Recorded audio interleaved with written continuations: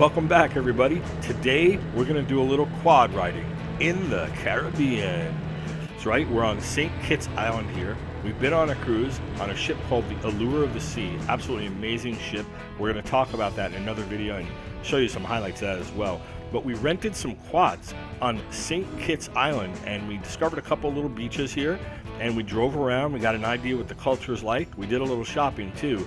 So if you're going to St. Kitts Island on a cruise or flying there and you're going on vacation, this is going to help you get an idea what things look like there. But more so, we're just having fun. We're cruising the island on the quads. We're exploring some hidden places like this little beach we found down a dirt road, which I think the property nearby it is for sale. So this may not be here forever, but we discovered this little beach. It was pretty cool, and we didn't even drive the whole island. So sit back and enjoy. We're going to let you see some footage, and we're just going to cruise the island, and thanks for coming. All right, we are arriving in St. Kitts to do some quad riding. And yeah, it's looking really, really good.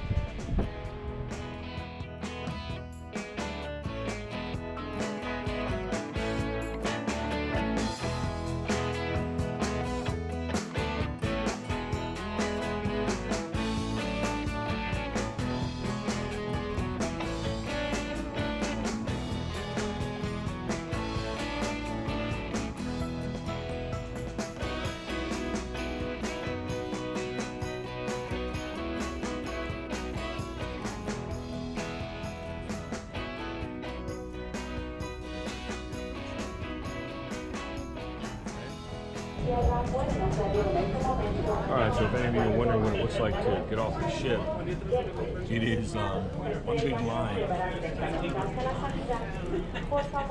know, the irony is about 3 minutes ago we were down here. No, just in general, I'm trying to show people back on the inside.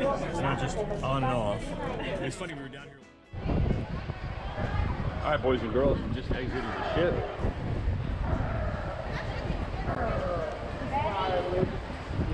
Yeah, so this is what it looks like. It wasn't too bad. It's like a 10-minute line to get off the boat. Yeah, here we are.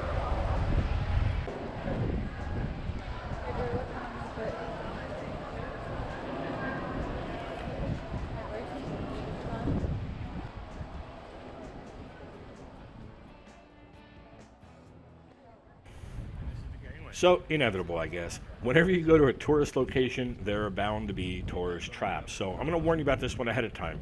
You see one of these guys coming at you with a monkey, if you want to pay $10 for a few seconds of photos, then that's fine. It's $10 a head. But if you don't know about it, the way this guy approached us, he brought the monkey up, he waved it in front of the girls, they're like, oh, cute. He threw it on their shoulders, grabbed their phone, started taking pictures, all in a matter of seconds. No clear mention of money at all, and then it passed on to the next person. I'm like, right about the time I get to the second person, I'm like, whoa, what's going on here?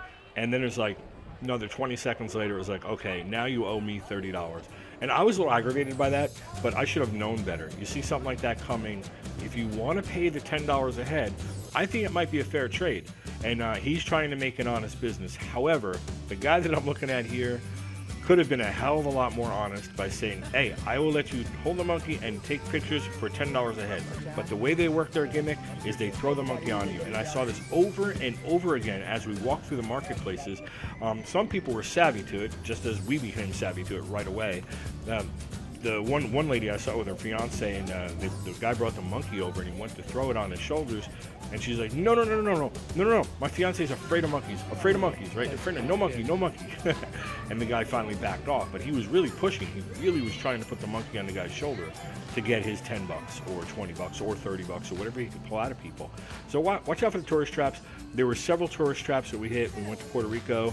There were people braiding hairs. They were trying to put bracelets on your hand, and they always, no matter what they say, it's free sample, free this, free that. It doesn't exist. It's not free, okay? There's nothing coming free for the tourist. Nothing.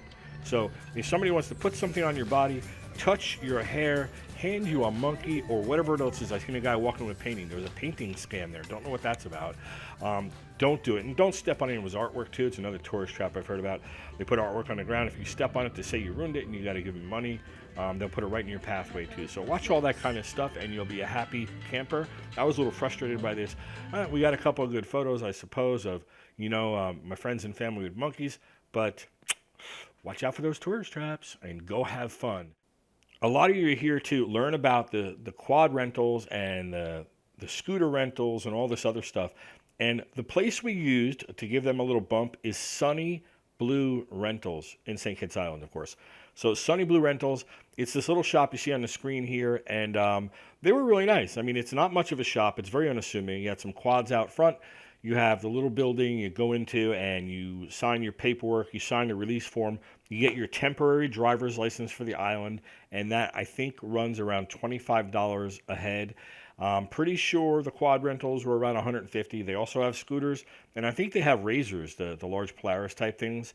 Those are probably available as well. And I also believe they have a truck that they do an island tour with as well. Island tours are popular, of course. You see a lot of buses as you drive.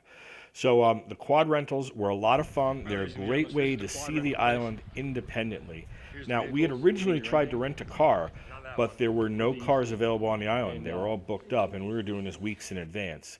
So I don't know if that's typical or not, but the quad rentals were a great second choice. In fact, they're really my first choice. It was a lot of fun, and we got to do some beach rides. So we're going to go ahead and get those rented now, and we're going to get on the road and start driving. Okay, so we're leaving Sunny Blue Rentals, and the first thing I do is start driving on the wrong side of the road. In the United States, we drive on the right side of the road, which is the correct side of the road for us, but it is not on St. Kitts. So be sure to drive on the left-hand side of the road. This is extremely awkward. Doing this takes definite concentration because every fiber of your being, if you've been driving on United States highways for 10 years, 5 years, 20 years, whatever it is, every fiber of your being is saying, this is bad, this is dangerous, what are you doing? Your instincts go against you. So you have to be conscious of this as you drive. So if you do get the rentals, whether it be a car, a quad, or a scooter, make sure that you stay on the left-hand side of the road. So we had a lot of fun. Renting the quads is a great thing to do. I think it's nice. I actually think with the hustle and bustle, the not overly courteous way that the people on the island seem to drive, that scooters might be easier. There's a lot of tight spaces. It's awkward pulling in and out of things. I think the mopeds / little motorcycle things that they have there, I'm not sure what brand they are and what cc they are and all that, but they do about 50 miles an hour, so I think they do anyway. I think that might have been a preferred way for me to go, but it was fun driving the quads. I wanted to do it, and having a 4x4 was pretty cool.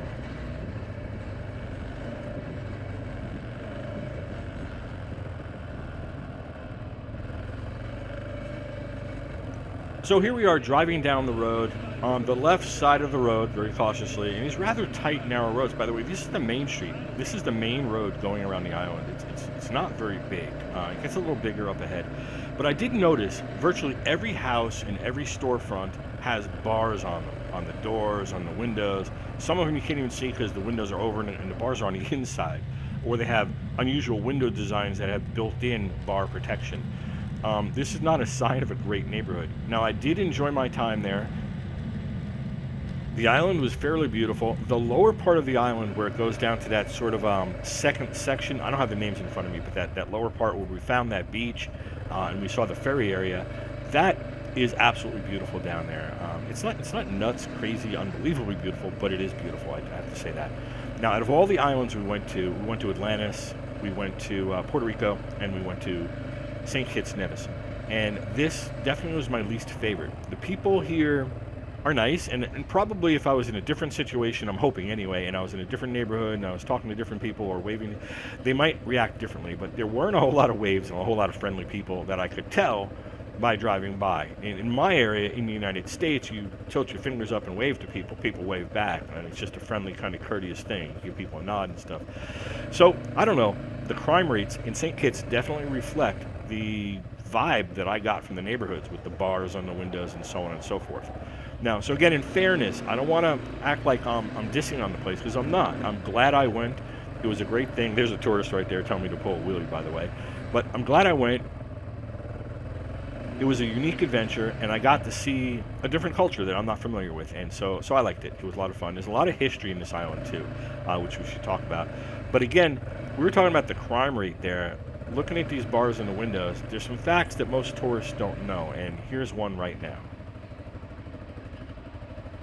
Us Westerners are used to a certain kind of mentality, a lifestyle acceptance. For better or for worse, whether you like that or not, it's not really the point. But an article published on worldnomads.com in September 2019 said that LGBTQ travelers need to be aware that laws apply to homosexuality in a negative way. Same-sex relationships between men is against the law in St. Kitts. However, female sexual relationships are not necessarily illegal. So if you're traveling with your partner of the same sex, keep public displays of affection to a minimum and avoid being overly overt or just overt about your relationship status. Something to keep in mind. Being gay is against the law in St. Kitts. Wow, interesting. Just one more fact you won't find in a brochure for a cruise. Boy, that could really open up a whole nother can of worms for a discussion.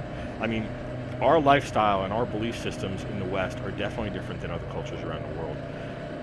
I imagine that this law, this being illegal, is probably not as uncommon as we would expect.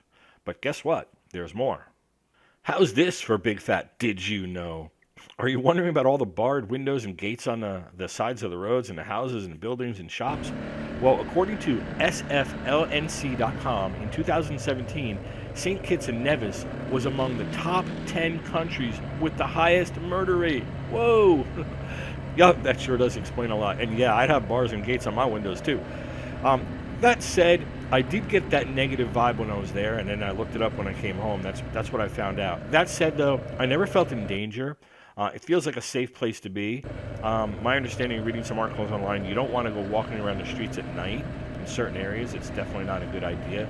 A lot of that is related to gang violence, from what I understand, and drugs. Well, there's something else you just won't find on any brochure for a cruise or a travel plan. But still, beautiful island, I think worth going. Just watch your back and be smart. Well, some fun facts about St. Kitts in part 2. We're going to talk more about this. But did you know that cricket is a national obsession in St. Kitts? I didn't. And did you know if you spend enough time driving the roads and looking around, you're likely to see a monkey crossing one of the roads, maybe even a whole family of them? I like monkeys. That's cool. So visit us in part 2 to finish the rest of this quad tour around St. Kitts Island in the Caribbean. Thank you for listening, and don't forget to like and subscribe. This is Jack Brisk signing off. Please watch part 2 of this video. When you get a chance, click that like button and subscribe below. I will see you in the next video.